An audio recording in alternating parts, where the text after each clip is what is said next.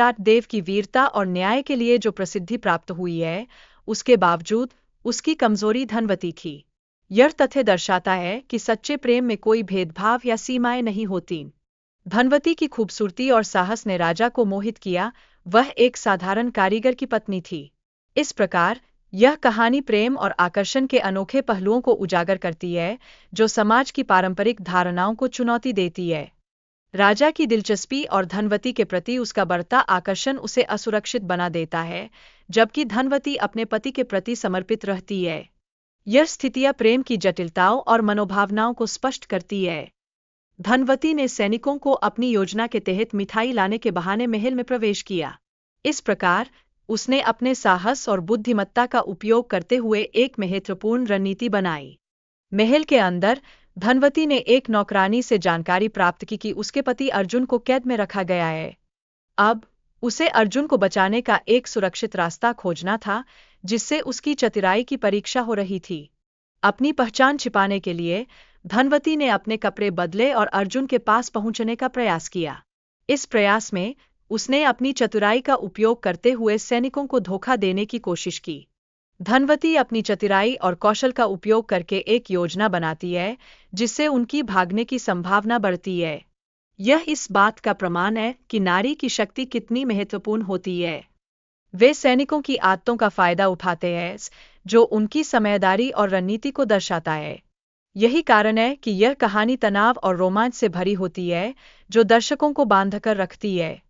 अर्जुन और धनवती के बीच की साझेदारी और विश्वास उनके साहस को बयां देता है, जिससे वे मुश्किल परिस्थितियों का सामना करने में सक्षम होते हैं। यह एकजुटता की ताकत को बखूबी दर्शाता है। धनवती और अर्जुन ने सैनिकों से बचने के लिए अपनी घोड़ों को अलग करने का निर्णय लिया। यह बुद्धिमानी भरी रणनीति उन्हें खतरनाक स्थिति से बचाने में सफल रहती है। एक बुआ आदमी उन्हें जंगल में रास्ता दिखाता है, हालांकि वह चेतावनी देता है कि मंदिर में छिपा एक रहस्य है। यह रहस्य उनके जीवन की धारा को बदल सकता है, जो कहानी को और अधिक दिलचस्प बनाता है। मंदिर के अंदर एक चमकती हुई मोती है, जो उनके भविष्य को बदलने की कुंजी के रूप में प्रस्तुत की जाती है। बुआ आदमी उन्हें इस मोती के अधिक रहस्य को समझाने के लिए प्रेरित करता है। इस मोती के छूने से दीवारों में कंपन होने लगती है और एक अदृश्य शक्ति जागृत होती है।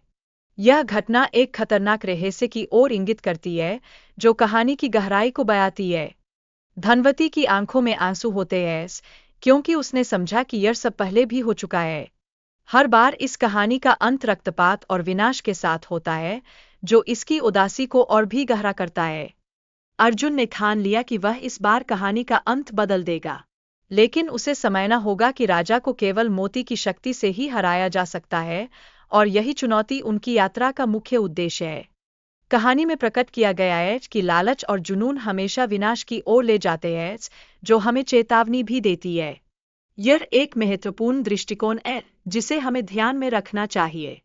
इस कहानी में सच्चे प्रेम और बलिदान का महत्व बहुत स्पष्ट रूप से दर्शाया गया है, जो व्यक्ति को सच्ची विजय दिलाता है।